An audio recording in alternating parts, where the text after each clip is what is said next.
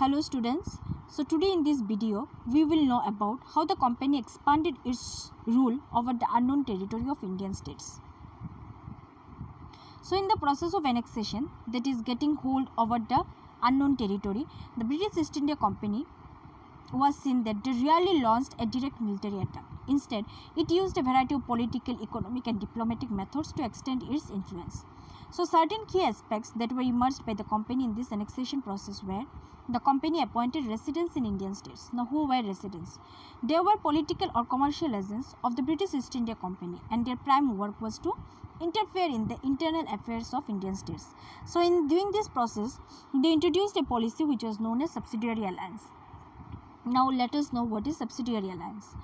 The policy of subsidiary alliance was introduced by Richard Wellesley, who was Governor General between the period 1798 to 1805. According to this, the Indian rulers were to be protected by the company, but they had to make the payments.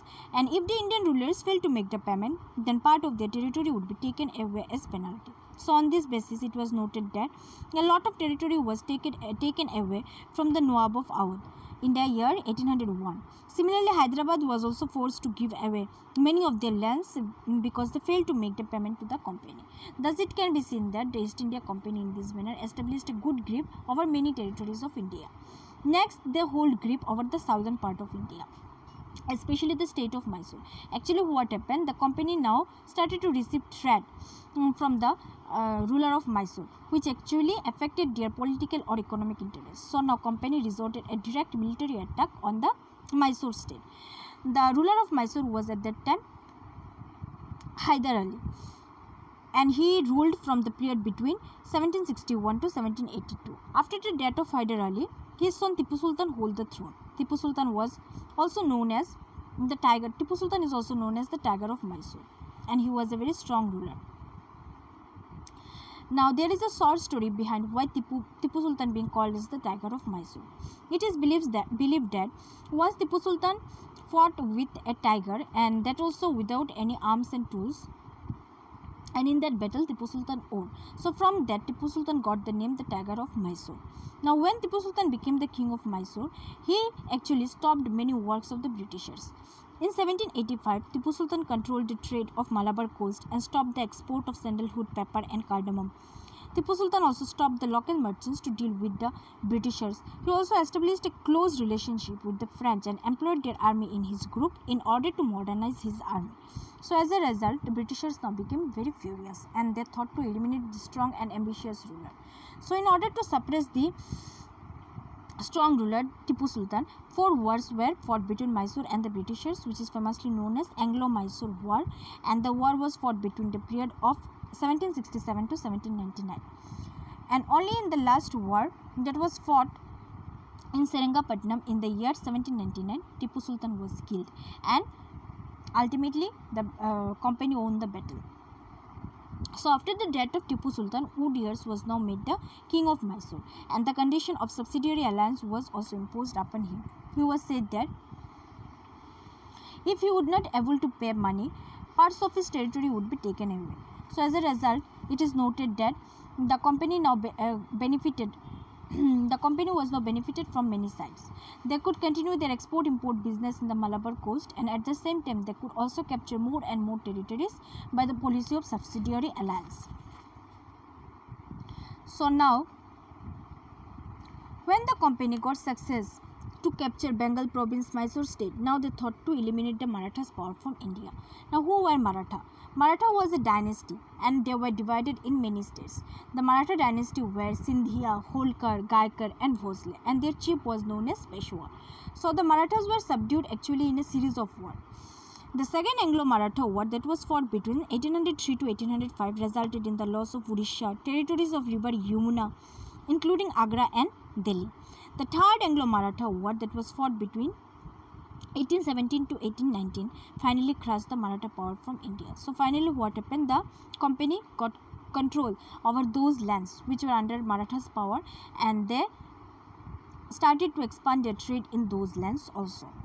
So next step the company took was the claim to paramountcy, that is supremacy over the whole land. So it was noted that under Lord Hastings, who was Governor General from 1813 to 1823, a new policy of paramountcy was initiated. So according to this policy, whatever the company claimed was final. Their decision was the supreme decision. But it was noted that in this process also the company faced lots of challenges.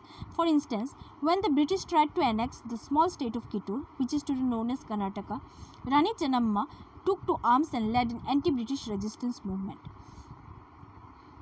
So what happened? Lastly, it was noted that in 1830, the British won the battle and got hold of the land. Later in 1830, it was noted that the British East India Company now became worried about Russia. Russia was itself a very strong country. So now it imagined that Russia might expand across Asia and enter India from northwest. So now British wanted to secure their control over the northwest. So what we can find is that the Britishers were expanding their territory over all sides. First they hold the eastern side, then in the southern part. Now they were thinking to expand their territory in the western side also. So what they did, they fought a prolonged war with Afghanistan between 1838 and 1842 and established indirect company rule there.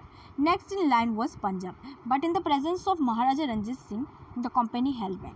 But after his death in 1839, two prolonged wars were fought with the Sikh kingdom, and ultimately in 1849 Punjab was also annexed by the company. Now the final wave of annexation occurred under Lord Dalhousie, who was Governor General from 1848 to 1856.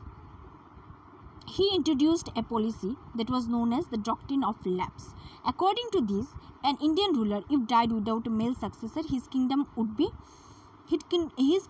lapse, that is, become part of company territory. So in this process, many territories were acquired by the company. So list of territories that were acquired by the doctrine of lapse were state of Satara, that was acquired in 1848. Next, state of Sambalpur in 1850, Udaipur in 1852, Nagpur in 1853, and last Jhansi in 1854. The famous story of Jhansi Ki Rani tells us about how she was ordered to leave the palace and fort of Jhansi because her son Damodar Rao was adopted one and not her biological son.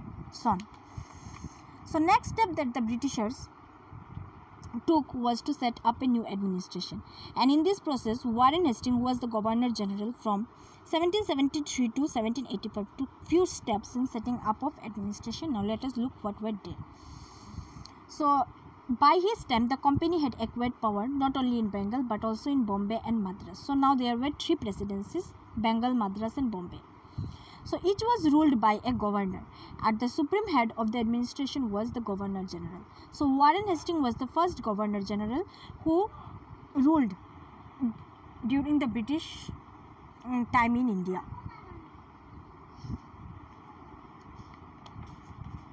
There were many new systems adopted during his rule. So let us see.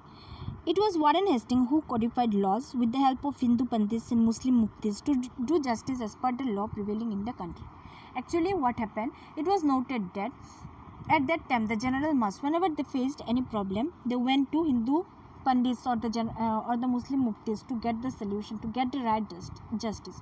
So with the help of Hindu Pandits and Muslim Muftis, Warren Hastings codified all the laws and established courts such as criminal court, which was known as Faujdari Adalat, and civil court, which was known as Diwani Adalat.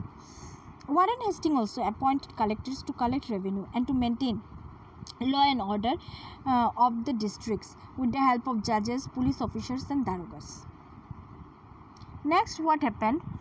As the company was expanding day by day, now they need the company army to protect themselves. So they were recruiting Indian army, and they were following the training procedure which the Mughal army did in their time. That is training in archery, the use of swords. And remember, the Mughal army were divided into two types, and there were sawars, those who were trained in horseback, and pedals, those who were trained in foot. So what happened? In the early 19th century, the British began to develop a uniform military culture. So this as a result created problems for the Indian soldier, because because the Britishers were ignoring caste and community feelings in building a force of professional soldiers. This later resulted in the revolt of 1857, that is Sepoy Mutiny. So in the conclusion, it can be seen that the company which initially entered India with a small purpose, that is for trade only, and finally gained to rule over whole India. So that is all about the chapter from trade to territory.